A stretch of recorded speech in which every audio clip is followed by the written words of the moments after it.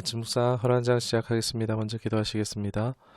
열방의 통치자 하나님, 하나님의 통치와 다스림은 실수가 없으시고 완벽하심을 믿습니다.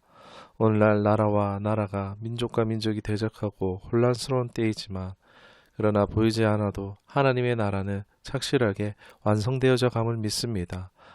이 시간 하나님 나라를 구합니다. 우리의 기도를 통하여서 복음이 원만하고 평화롭게 퍼져나가는 길을 원합니다. 나를 통하여서도 흘러가게 하여 주옵소서. 예수님의 이름으로 기도드리옵나이다. 아멘. 오늘은 예레미야 49장 말씀입니다. 오늘은 본문을 읽지 않고 말씀 나누도록 하겠습니다. 말씀의 제목은 이유 없는 심판은 없다라는 제목으로 말씀 나누도록 하겠습니다. 49장은 여러 나라가 바벨론에 의해서 멸망될 것을 예언한 말씀이 기록되어 있습니다. 여기서 등장하는 나라는 이스라엘 변방에 위치했던 나라들로 정치적인 동기든 직접적으로든 적대 관계에 있었든지 이스라엘을 고난 주든지 조롱하는 듯 직간접적으로 하나님을 또 적대시했던 민족들이라 할 수 있습니다. 이제 하나님께서는 친히 보응자가 되셔서 이스라엘의 보호자가 여전히 하나님이심을 보여주는 장이라고 할 수 있겠습니다. 보면은 1절에서 6절까지는 암몬에 대한 심판의 선언, 그리고 7절에서 22절까지는 에돔에 대한 심판, 또 23절에서 27절까지는 담메색에 대해서, 그리고 28절에서 33절까지는 게달과 하솔에 대해서, 또 34절에서 39절까지는 엘람에 대한 그런 심판으로 예언이 구성되어져 있습니다. 대체적으로 이런 이방 나라들은 자신들의 재물과 자신들의 강한 힘을 의지했고 패역하였고 스스로를 믿었죠. 스스로 속은 것입니다. 교만으로 말미암아 결국 탈취당하고 불타고 잿더미가 되고 도망가고 흩어지게 될 것에 대해서 오늘 본문은 말씀하고 있습니다. 하나님이 마치 참 잔혹해 보여지시기도 하지만 그러나 여러분, 하나님의 심판은 결코 이유가 없지 않으시다라는 것입니다. 먼저 암몬입니다. 암몬도 어제 모압처럼 롯의 후손이고 한 혈통이라고 할 수 있습니다. 그런데 이들의 악행은 1절에 나오는데 이스라엘이 자식이 없나 산속자가 없나 밀감이 그것을 점령하여 그 백성이 그 성읍에 사는 것이 어찌 됨이냐라고 말하고 있는데, 그러니까 이 상황은 유다가 바벨론의 침공으로 포로로 다 끌려가고 일부 애굽으로 망명한 상태 그 상황인데, 이 기회를 틈타서 이제 가세 성읍을 이들이 차지한 것입니다. 그러니까 비어 있는 집에 들어와서 집주인 행세를 하고 있는 것입니다. 그리고 그간 이제 암몬은 이스라엘의 가시처럼 괴롭혀 왔다라고 합니다. 결국 하나님께서는 이제 암몬도 폐허와 잿더미로 만들고 빼앗겼던 그 땅을 이스라엘에게도 돌려받게 하실 것입니다. 또 그들을 보면은 3절에 밀감이라는 우상을 섬긴 것에 대해서 진노하시는 것을 볼 수 있습니다. 왜냐하면 밀감도 몰렉과 그노스 신과 더불어서 인신제사를 드렸기 때문입니다. 밀감은 유다 사회에도 유입되었었고 아무튼 하나님으로 이제 더불어 섬기며 진노케 만들었던 것입니다. 그 다음은 에돔의 심판입니다. 에돔의 죄악은 특히 교만이라 할 수 있습니다. 그들은 지혜롭고 재능이 뛰어났습니다. 자기들끼리 어떤 일이든지 할 수 있다고 생각했습니다. 세상 사는 지혜가 있었지만 하나님 앞에서는 그러나 무용지물이라 할 수 있죠. 그들은 바위 틈과 산꼭대기를 점령하고 스스로를 두려운 자로 여겼습니다. 이렇게 교만했던 것이죠. 하나님께서 이제는 그들을 끌어내리시고 멸시를 받게 만드시겠다라고 선언하는 장면들이 나옵니다. 결국 아무것도 남지 않고 기억에서도 사라지게 하시겠다라는 것입니다.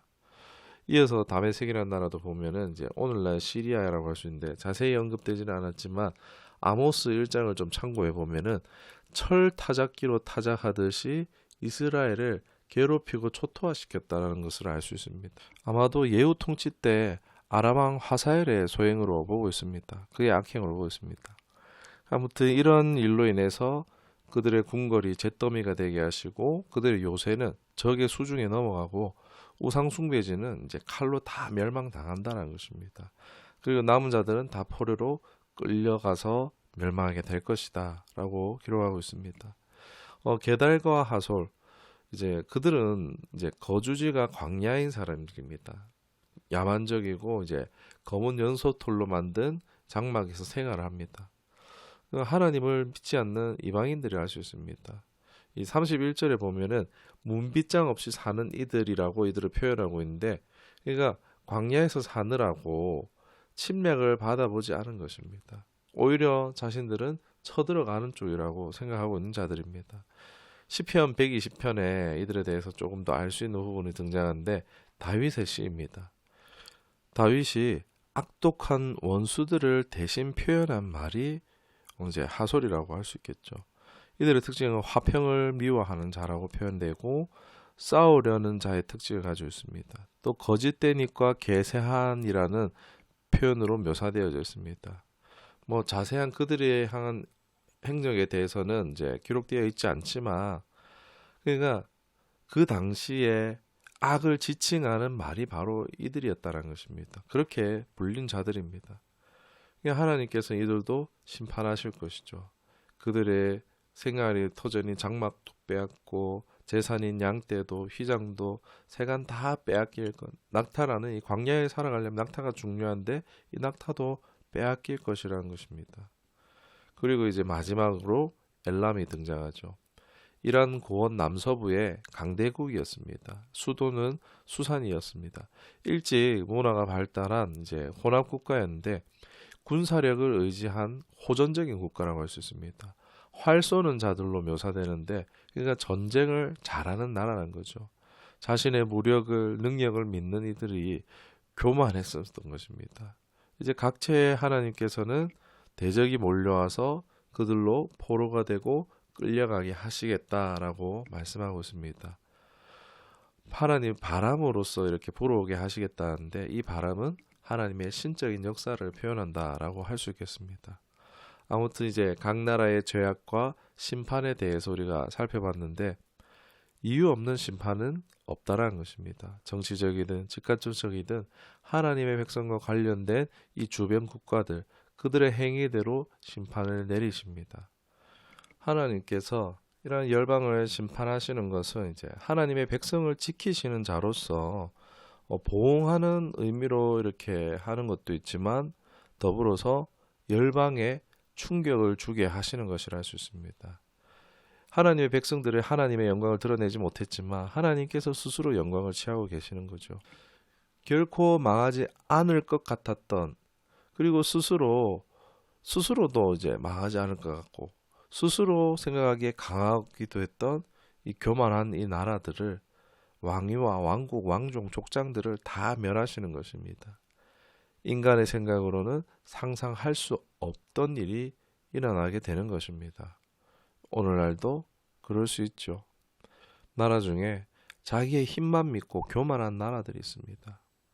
그런데 오늘 말씀처럼 그들을 부러워할 게 아니고, 우리가 생각하지 못한 순간에 이들이 패망할 수 있다는 것입니다. 세상적인 부와 평안에 만족하고 머무는 것이 아니라 이유 없는 심판이 없음을 깨닫고, 우리는 그들과 함께 죄된 자리에 있어서는 안 될 것입니다. 하나님이 미워하시는 것으로부터 피할 수 있는 지혜로운 우리가 되어야 할 줄로 믿습니다. 말씀을 생각하시면서 기도하겠습니다. 하나님, 열방의 많은 나라가 심판을 받는 것을 봅니다. 그 핵심은 자기 중심이라는 것을 발견합니다. 하나님을 떠나는 것이었습니다. 자만하고 스스로 속아 넘어가다가 결국 망하는 것입니다. 우리는 철저히 겸손하고 하나님만 신뢰 의지하는 삶이 될 수 있도록 성령님 붙들시고 인도하여 주옵소서. 어떠한 환난 중이라도 하나님을 의지하는 자들을 붙드시고 하나님께서는 보호하시고 건지실 것을 믿습니다. 혼란스러운 시대가 오고 있습니다. 이때에 보절함을 받고 그러한 가운데서도 잘 되는 은혜가 우리 모두에게 있어지기를 간구하고 우리 구주 예수 그리스도의 이름으로 기도드리옵나이다. 아멘.